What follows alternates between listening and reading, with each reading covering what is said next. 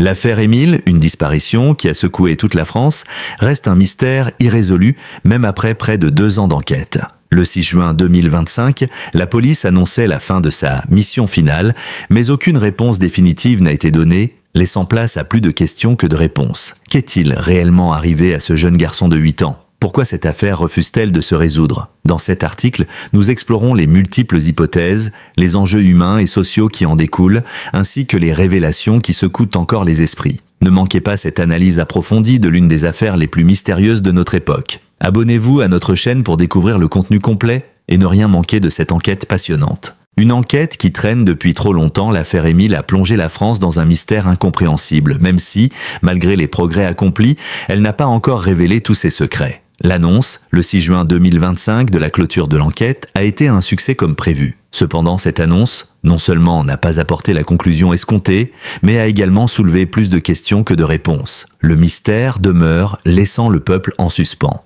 Une disparition survenue il y a près de 2 ans, mais dont les échos résonnent encore dans les esprits, choquant tout le pays. L'histoire commence le 20 août 2023, dans un petit village des Alpes de Haute-Provence, lorsqu'Émile, un petit garçon de 2 ans, disparaît subitement. Son absence immédiate provoque une vive inquiétude au sein de la population locale. Dès les premières heures, la gendarmerie royale est mobilisée avec de nombreux bénévoles pour mener des recherches intensives. Des brigades cynophiles, des hélicoptères, des drones et des équipes professionnelles ont été déployés sur les lieux dans l'espoir de retrouver l'enfant disparu. Les pistes étaient nombreuses, mais aucune n'a abouti à une solution. L'hypothèse d'une fugue a d'abord été envisagée. Émile avait-il décidé de fuguer, de quitter le domicile familial pour une raison quelconque, mais cette hypothèse a rapidement été abandonnée par les enquêteurs. Le garçon n'avait connu aucun problème familial ni conflit d'aucune sorte. Ses parents étaient décrits comme aimants et attentionnés. Son comportement ne ressemblait pas à celui d'un enfant cherchant à fuir son environnement. Les premières semaines ont été marquées par un grand nombre de témoignages recueillis auprès des habitants du village. De nombreuses personnes partagent de leurs impressions, certains mentionnent des mouvements suspects dans les environs.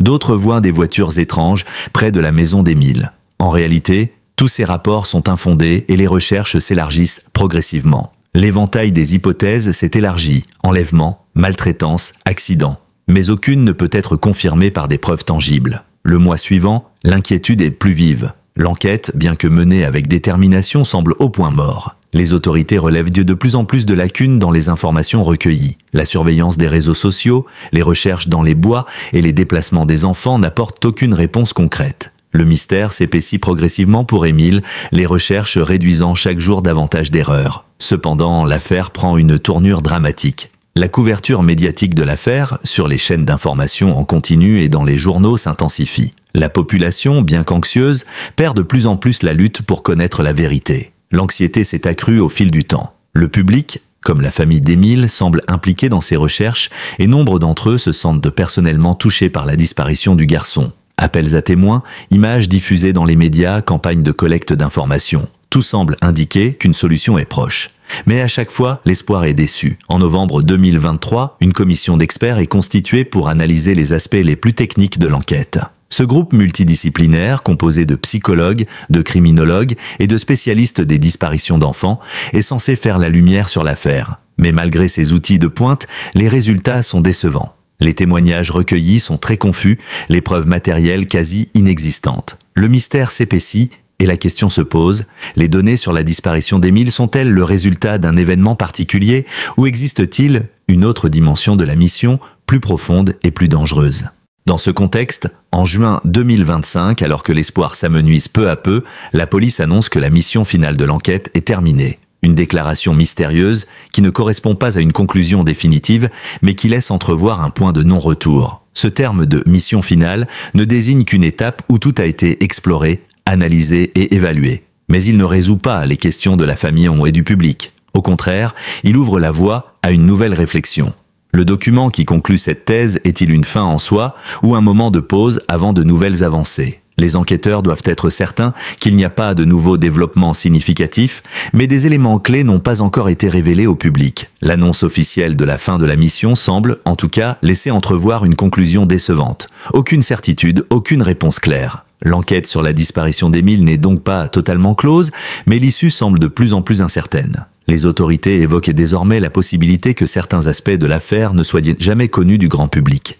Cette conclusion ne fait qu'ajouter à la frustration générale. Les témoins, les experts et même les membres de la famille d'Émile sont tous laissés dans une attente interminable. La fin de la mission finale de l'enquête n'est donc pas le clap de fin espéré. Loin de clore le chapitre, elle ouvre la porte à de nouvelles interrogations, des spéculations et des questions sur ce qui s'est réellement passé avec Émile. L'histoire de sa disparition, loin d'être résolue, continue de hanter les esprits. Une conclusion qui, à l'heure actuelle, semble encore bien loin d'être à la hauteur des attentes d'une population en quête de vérité. L'énigme grandissante, les multiples hypothèses. L'affaire Émile, bien qu'intrigante dès le départ, a pris une ampleur considérable au fur et à mesure de l'évolution de l'enquête. Si les premières semaines semblaient prometteuses, les mois suivants ont été marqués par des interrogations sans fin, des pistes qui se sont révélées vaines et des hypothèses qui se sont succédées, chacune plus angoissante que la précédente. Les théories sur la disparition d'Émile ont pris une direction incertaine et le mystère s'est approfondi, rendant l'affaire d'autant plus complexe et insaisissable. La première hypothèse, celle de la fugue, a rapidement été écartée par les enquêteurs, mais elle a persisté dans l'esprit du public et de nombreux proches. Cette théorie laissait penser qu'Émile, peut-être en proie à une crise d'adolescence ou un désir d'aventure, aurait décidé de partir sans prévenir. Mais cette idée a vite été rejetée. Le jeune garçon n'avait montré aucun signe de vouloir fuir son domicile. Ses parents étaient présents et attentifs, et il n'y avait aucune raison apparente qui aurait pu le pousser à une telle décision. De plus, les recherches ont révélé qu'un enfant de 8 ans, même en pleine fugue, n'aurait pas pu disparaître sans laisser de traces dans un environnement aussi clos et rural. Les mois suivant sa disparition ont vu les enquêteurs explorer toutes les autres pistes possibles. L'hypothèse de l'enlèvement est rapidement devenue l'une des plus crédibles. L'idée qu'un inconnu ait pu s'emparer du jeune garçon dans les heures qui ont suivi sa disparition a alimenté les discussions dans les médias. La disparition d'Émile a pris une tournure dramatique. Une enquête criminelle a été ouverte et les forces de l'ordre ont intensifié leurs recherches. Des traces d'ADN, des témoignages de témoins potentiels et des analyses de caméras de surveillance ont été examinées dans l'espoir de trouver un indice qui mène à un suspect. Cependant, toutes les pistes, aussi prometteuses soient-elles, se sont avérées infructueuses. L'idée d'un enlèvement prémédité, bien que plausible, n'a pas trouvé de fondement solide dans les éléments recueillis. Au fur et à mesure que les mois passaient, d'autres théories ont commencé à émerger et la situation est devenue de plus en plus complexe. Certains ont spéculé sur la possibilité qu'Émile ait été victime d'un accident malheureux. Peut-être qu'il s'était perdu en forêt ou qu'il avait fait une chute mortelle dans un endroit difficile d'accès. Cependant, cette hypothèse n'a pas permis d'expliquer l'absence totale de traces de son passage. La géographie du terrain autour du village avait été minutieusement explorée et aucune empreinte n'a été retrouvée, aucune trace d'une chute ou d'un accident. Cette absence de preuves matérielles a encore compliqué l'enquête et ajouté au mystère qui entourait la disparition. Les enquêteurs ont ensuite envisagé l'hypothèse de la maltraitance familiale. Certains ont suggéré qu'Émile pourrait avoir été victime d'un abus familial, peut-être même d'un crime commis dans l'intimité de la maison. Mais après des interrogatoires approfondis de la famille et des tests de dépistage sur les parents et les proches, cette hypothèse a également été écartée. Les relations familiales étaient jugées solides et les membres de la famille semblaient sincèrement perturbés par la disparition de l'enfant. Aucun élément n'a permis de conclure à un quelconque comportement suspect ou à une maltraitance avérée. Le mystère s'est donc intensifié avec le temps et l'enquête a pris une nouvelle tournure lorsque des rumeurs ont commencé à circuler sur les réseaux sociaux. De nombreux internautes ont proposé des théories farfelues allant d'une disparition liée à des pratiques occultes à une aventure fantastique. Bien sûr, ces idées ont été rejetées par les autorités, mais elles ont contribué à alimenter un climat de spéculation qui n'a fait qu'obscurcir davantage la vérité. Les enquêteurs ont été contraints de se concentrer sur les pistes les plus réalistes et de faire taire les spéculations non fondées. Cependant, le climat de méfiance et d'incertitude a continué de se propager, nourri par des rumeurs incontrôlées et l'incapacité à trouver des réponses concrètes. Dans cette atmosphère de confusion croissante, l'annonce de la mission finale le 6 juin 2025 a apporté une conclusion qui n'a fait qu'aggraver les mystères. Si la police a effectivement déclaré avoir accompli sa mission, les détails concernant cette annonce restent flous. De nombreuses questions se posent alors. Quel était le véritable but de cette mission finale ? Pourquoi les autorités ont-elles insisté sur le fait que l'enquête était terminée sans donner de réponse claire sur la disparition d'Émile ? L'incertitude qui entoure cette déclaration est d'autant plus frustrante pour la famille d'Émile et pour la communauté qui a suivi l'affaire de près. Une nouvelle hypothèse a vu le jour à ce moment-là. Et si l'affaire d'Émile n'était pas simplement un cas isolé,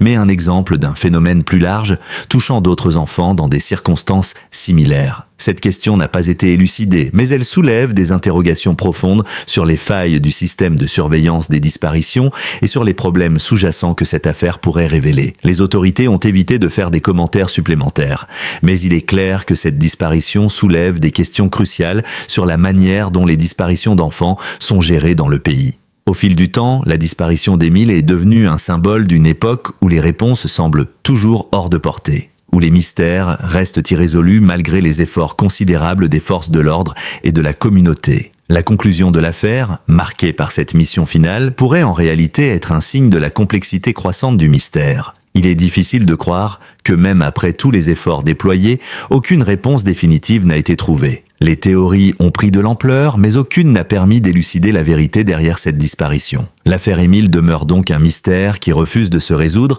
et la question reste posée. Un jour, le secret sera-t-il enfin levé? Les enjeux humains et sociaux de l'affaire. L'affaire Émile, au-delà de l'intrigue policière, soulève des enjeux humains et sociaux qui dépassent largement le cadre d'une simple enquête criminelle. La disparition d'un enfant d'un si jeune âge ne concerne pas uniquement les familles et les proches. Elle touche l'ensemble d'une communauté et dans ce cas précis, elle a profondément secoué une nation entière. La recherche de la vérité est d'autant plus complexe que chaque aspect de l'affaire, chaque indice, chaque hypothèse semble interroger des facettes multiples du vécu humain, du rôle des institutions et des liens sociaux. Pour les habitants du petit village d'Émile, l'impact de sa disparition fut immédiat et dévastateur. Un enfant de 8 ans disparaît sans laisser de traces dans un environnement rural qui jusqu'alors semblait tranquille et préservé des malheurs du monde moderne. La communauté a vu ses repères chamboulés. Ce qui était auparavant un lieu de vie serein est devenu un théâtre d'inquiétude et de méfiance. L'absence d'Émile a laissé une profonde empreinte psychologique sur les habitants. Le quotidien a été bouleversé par des rumeurs, des spéculations et une atmosphère de suspicion exacerbée par l'intensification médiatique de l'affaire. Les recherches qui ont suivi la disparition ont attiré l'attention de la presse, qui a joué un rôle majeur dans la diffusion de l'information, mais également dans la construction du climat autour de l'enquête. Les chaînes de télévision en continu, les journaux et les réseaux sociaux ont couvert l'affaire avec une intensité qui a parfois franchi les frontières du respect de la vie privée. Bien que l'objectif de la presse soit, en principe, d'informer, il est indéniable que l'affaire a été traitée avec un certain voyeurisme, attirant l'attention sur des détails personnels et familiaux qui ont empoisonné davantage le climat général. Cette attention médiatique constante a eu un impact psychologique non négligeable sur les proches d'Émile, mais aussi sur les habitants du village déjà sous le choc de la disparition. Pour la famille d'Émile, le calvaire a été, et continue d'être, d'une nature difficile à concevoir pour quiconque n'a pas vécu une telle épreuve. Le père et la mère d'Émile, pourtant soutenus par une communauté solidaire au départ, ont dû faire face à la douleur de l'incertitude. La souffrance de ne pas savoir ce qui est arrivé à leur enfant, d'avoir des pistes qui se révèlent fausses et de vivre dans l'angoisse constante d'une vérité qui ne vient jamais est une forme de torture psychologique insupportable. Les parents d'Émile ont multiplié les appels à témoins, les apparitions médiatiques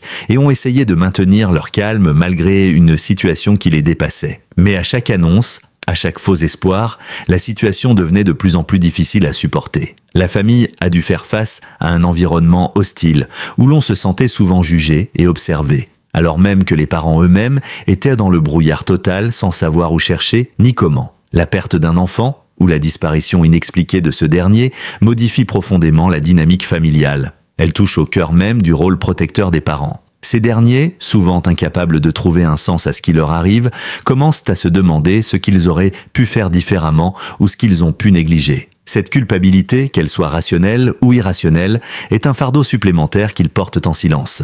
La pression des médias, de l'opinion publique et la distorsion parfois violente de la réalité par la spéculation ont aussi eu un impact sur leur santé mentale et physique. La quête de vérité n'est pas seulement celle d'un enquêteur, mais celle de tout un entourage en quête de réconfort. L'affaire d'Émile a également révélé des failles dans la gestion des disparitions d'enfants en France.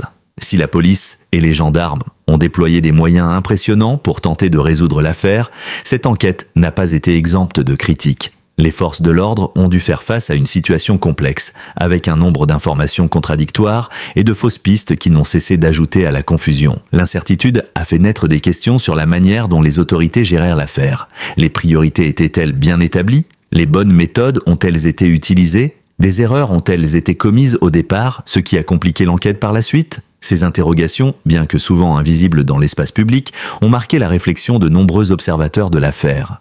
Au-delà de l'échelle locale, l'affaire d'Émile a posé des questions profondes sur la société dans son ensemble. Si la disparition d'un enfant est un drame incommensurable, elle a aussi, dans ce cas précis, révélé la fragilité du tissu social. L'hyperconnectivité de notre époque, alimentée par les réseaux sociaux et les médias, a contribué à transformer une disparition en un événement à la fois public et privé. La société s'est retrouvée d'un côté, impliquée dans la recherche de réponses, et de l'autre, spectatrice d'un drame qu'elle suivait avec avidité, parfois en dépassant les bornes du respect de la dignité humaine. Cette intrusion permanente a exacerbé le malaise au sein des familles et de la communauté, mais a aussi suscité des interrogations sur la frontière entre l'intérêt public et le droit à la vie privée. Les discours autour de l'affaire, amplifiés par les médias et alimentés par les spéculations, ont aussi contribué à la formation d'un climat de peur. Le village, jadis paisible, est devenu le centre d'un dénouement incertain, avec des personnes se demandant si un tel drame pouvait se reproduire ailleurs. L'angoisse a souvent pris le pas sur la raison et la recherche de coupables potentiels s'est intensifiée, allant parfois jusqu'à des accusations sans fondement. Ce climat de peur est malheureusement devenu monnaie courante dans les sociétés modernes, où la peur de l'inconnu, la recherche de sensations et la volonté de comprendre à tout prix un événement mystérieux ont pris une place prépondérante. Au niveau national, l'affaire d'Émile a aussi mis en lumière la manière dont la société gère les disparitions d'enfants. La réponse des autorités face à l'ampleur de la situation, le rôle des institutions et la manière dont la société traite les enfants disparus doivent être interrogés. L'affaire a révélé des carences dans le système judiciaire et administratif, mais elle a aussi ouvert une réflexion sur l'implication de chacun d'entre nous dans la protection des plus vulnérables. Si l'enquête reste aujourd'hui partiellement résolue, elle soulève des enjeux de sécurité, de solidarité et de responsabilité qui continueront de hanter la société bien après la fin officielle de l'enquête. Ainsi, l'affaire Émile dépasse largement le cadre de la disparition d'un enfant. Elle est devenue un symbole d'une société fragile, où l'incertitude et la douleur d'un événement de cette nature soulèvent des questions fondamentales sur nos valeurs collectives, notre rapport à l'enquête judiciaire et notre manière de traiter les événements dramatiques. Le mystère reste entier, l'après-Émile. L'affaire Émile, qui a commencé par la disparition inquiétante d'un enfant de 8 ans dans un petit village, s'est transformée au fil des mois en un véritable tourbillon d'interrogations, de fausses pistes et de spéculations. L'annonce officielle, le 6 juin 2025, de la fin de la mission finale de l'enquête, a suscité une vague de confusion parmi le public. Les autorités ont affirmé avoir mené une investigation exhaustive et n'avoir trouvé aucune réponse concrète à ce mystère, laissant la population perplexe et désemparée. Ce n'est donc pas la conclusion espérée, mais plutôt un point d'interrogation encore plus grand. Pourquoi n'a-t-on pas été capable de résoudre ce cas? Pourquoi une telle affaire n'a-t-elle pas trouvé sa solution? Et surtout, qu'est-ce qui reste caché derrière cette mission finale? Ce chapitre, d'une grande importance, laisse encore planer des doutes sur ce que l'on sait réellement. Le silence des autorités et la fin apparente de l'enquête ont mis en évidence un dilemme plus profond que celui de l'enquête criminelle elle-même, celui du traitement des événements tragiques dans notre société et de la manière dont ceux-ci sont perçus à travers le prisme de l'opinion publique. Dès les premières heures de la disparition d'Émile, les citoyens ont été confrontés à une réalité qui les dépasse. Un enfant perdu, un mystère sans fin. La recherche de vérité, bien que menée avec rigueur et détermination, a échoué à offrir des réponses. Et dans le vide laissé par cette absence de conclusion, des questions d'ordre éthique et sociétal se sont posées. D'abord, la question de la vérité qui reste insaisissable. L'un des aspects les plus frappants de cette affaire est sans doute la façon dont la vérité semble toujours hors de portée. Le terme « mission finale » de la part de la police n'évoque pas la clôture de l'affaire, mais plutôt l'acceptation d'un échec, ou du moins d'une pause. L'on se demande s'il ne s'agit pas d'un signe d'impuissance face à l'ampleur de l'incertitude. La quête de vérité a ouvert la voie à une réalité paradoxale. Même après des mois d'enquête, la vérité reste aussi lointaine que le jour de la disparition. Ce mystère, inextricable, a démontré que parfois, certaines réponses échappent à la compréhension humaine. Mais dans cette absence de réponse, une nouvelle forme de vérité émerge, celle des émotions collectives, des souffrances des proches, de l'incompréhension qui se propage parmi ceux qui suivent de l'affaire. Le véritable défi, ici, n'est peut-être pas de résoudre l'affaire, mais d'accepter que certains mystères restent irrésolus. L'après-Émile, ce qui s'ensuit dans la société, soulève une autre question cruciale, celle de l'impact psychologique et social de cette affaire. La disparition d'un enfant est un drame qui va bien au-delà de la famille touchée. Elle a un effet sur tout un environnement, sur la communauté dans son ensemble. Le village, autrefois paisible, est désormais marqué par l'ombre de l'inconnu. Les habitants, qui se connaissaient que tous, se sont retrouvés dans une situation où la peur, le doute et l'incompréhension ont pris le pas sur la sécurité qu'ils pensaient avoir. Un événement aussi choquant révèle la vulnérabilité des petits environnements locaux face à des drames d'une telle ampleur. Et bien que l'on se remette progressivement des conséquences immédiates, l'écho de cette disparition résonnera dans la mémoire collective du village pour les années à venir. Pour la famille d'Émile, le traumatisme reste également intense. La souffrance de ne pas savoir ce qui est arrivé à leur enfant est une épreuve de longue haleine. Les parents ont fait face à l'incompréhension des médias, à la pression de l'opinion publique et à des accusations parfois injustifiées. Mais plus que tout, c'est le vide, l'incertitude, qui est le plus difficile à supporter. Vivre dans l'ignorance, dans l'attente, est une torture que peu peuvent imaginer. Même après l'annonce de la fin de l'enquête, rien ne permet de clore le dossier de manière satisfaisante. Et c'est cette incapacité à tourner la page qui plonge la famille d'Émile dans une souffrance nouvelle, celle de l'inachevé. Dans cet état de suspension, le temps semble suspendu. L'attente de la vérité, même lointaine, est plus insupportable que l'idée de l'accepter telle qu'elle serait. L'avenir de la famille, marqué à jamais par ce drame, est devenu un chemin semé d'embûches émotionnelles et psychologiques.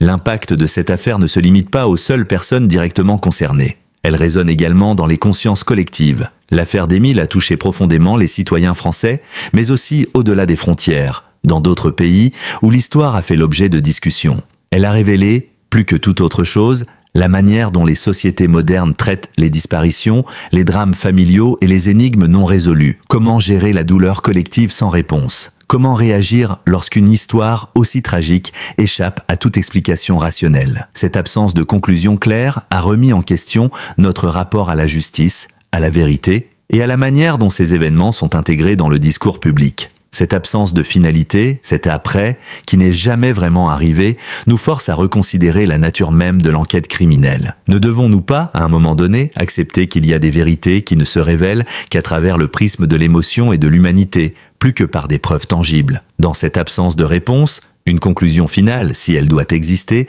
serait peut-être de se concentrer sur l'importance du soutien à ceux qui restent, à ceux qui souffrent dans l'ombre de l'inconnu. Au-delà du drame, c'est la manière dont les sociétés et les communautés réagissent à de telles tragédies qui méritent d'être questionnées. La solidarité, l'empathie et la prise en charge psychologique des victimes collatérales de ce genre de drame sont des enjeux cruciaux. Parce qu'en fin de compte, l'après-Émile ne sera pas défini par la vérité que l'on n'a pas trouvée, mais par la manière dont chacun, à sa manière, affrontera cette souffrance partagée. L'histoire d'Émile n'est pas celle d'une affaire criminelle résolue, mais d'un mystère qui, dans l'impossibilité de se résoudre, continuera de hanter les mémoires. Et peut-être que dans cette quête interminable, c'est une forme d'humanité qui ressort, celle qui dépasse les faits, les preuves et les théories, et qui s'enracine dans la douleur, l'espoir et le désir de comprendre, un jour, ce qui a bien pu arriver à ce petit garçon.